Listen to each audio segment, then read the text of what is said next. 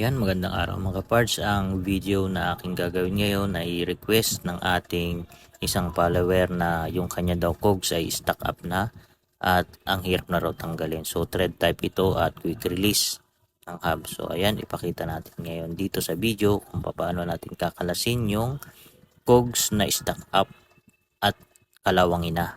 Ayan. Ito po yung video na actual na kakalasin natin. At ito pong gagawin kong hub na to na may cogs ay stack up din talaga to.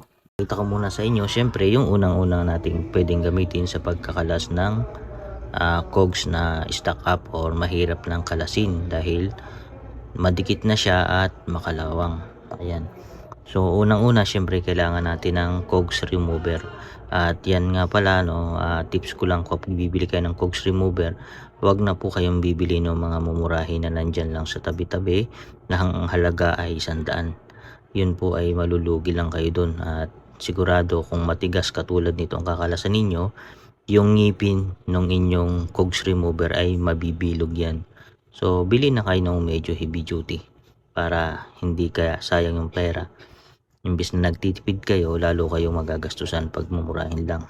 At ito po ang kailangan natin, yung ganitong klase or ganito katala. Ayan, pangkapit po natin dito, at or di kaya yung open range na ganito.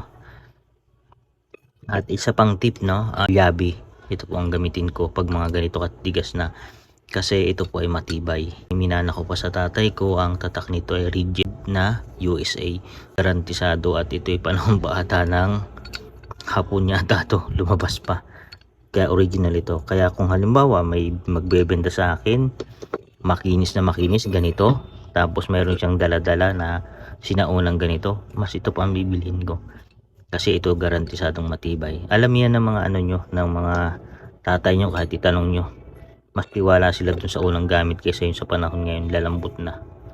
Atin yung likod ng cogs. Ayan. Kalawang talaga siya. Ayan.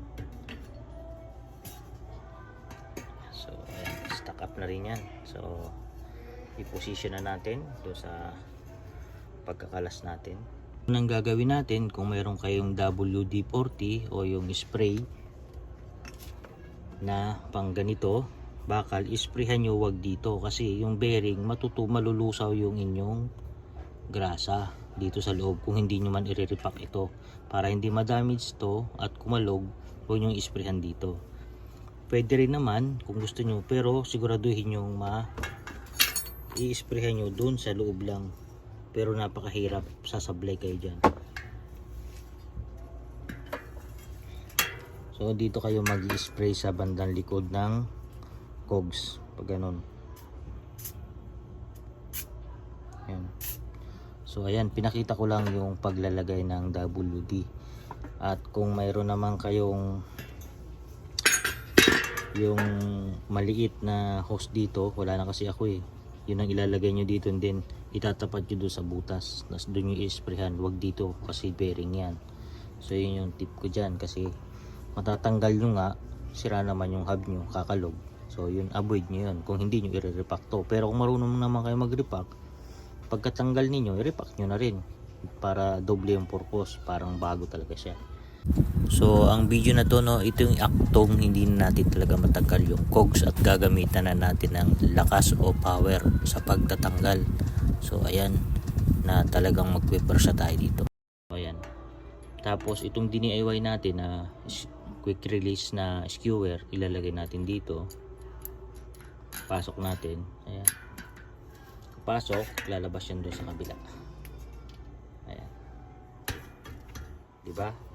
Tapos ilalagay na natin itong lock ng skewer. Ayan.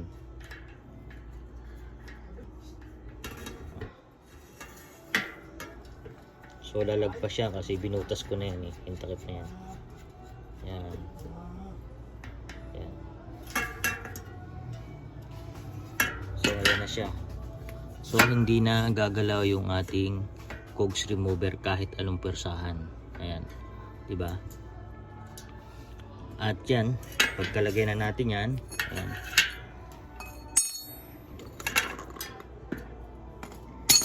sunod na natin yung ito yung ating pangkalas ng ano, yung lyabi tawag namin dito. So ito, kahit ganito itsura nito, ito ay mas matibay pa kumpara dun sa mga pinakita kong ibang gamit. Mapupurma lang yun, pero wala yun pagdating sa ganitong perlahan. Dito pa rin ako sa lyabi ko na sinauna.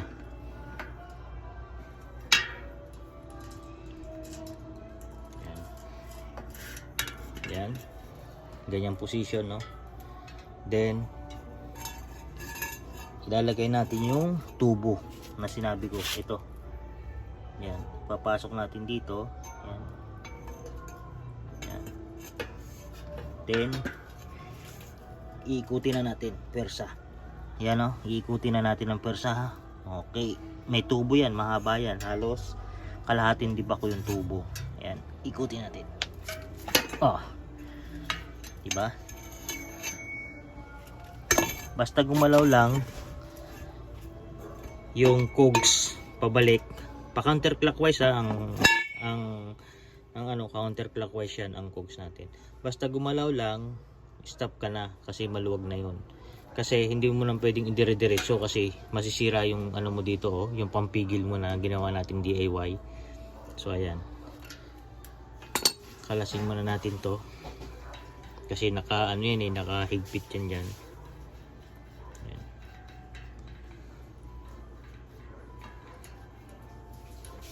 Ayan, kalasin natin. Okay, ayan. Ito yung DIY natin. Kaya pag may mga sira kayong skewer, yan, huwag mong itapon, mapapakinabangan ninyo. Yung gagawin yung mga tools. Tapos balikan na natin to. Ayan, kutin na natin. Di ba? Kahit hindi mo applyan niya ng WD-40, siguradong kalas yan sa ganong diskarte. Ayan, kahit kamay na yan pagkadulo na.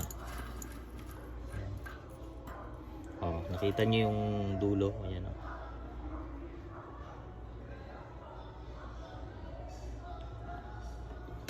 Ito ay as in stock up tong ginawa ko. Pinakita ko talaga sa inyo actual. Ayan. So ayan, doon sa aking follower na nagtatanong kung paano magtanggal ng ano, ng stock up na cogs, ayan, pinakita ko na sa iyo, no? Thread type, yun, thread type yan, no? Ayan. At ayan, hanggang dyan na lang ang video ko. Sana nakatulong ako kahit na paano sa video na to, no? At lalong lalo doon sa isang follower na nag-request. At kung nagustuhan nyo po yung video ko, paki-like and share na lang din po. Andyan po yung link sa baba at nandito na rin po sa screen. Ayun, salamat po sa Diyos at ingat po kayo sa mga rides nyo. Thank you!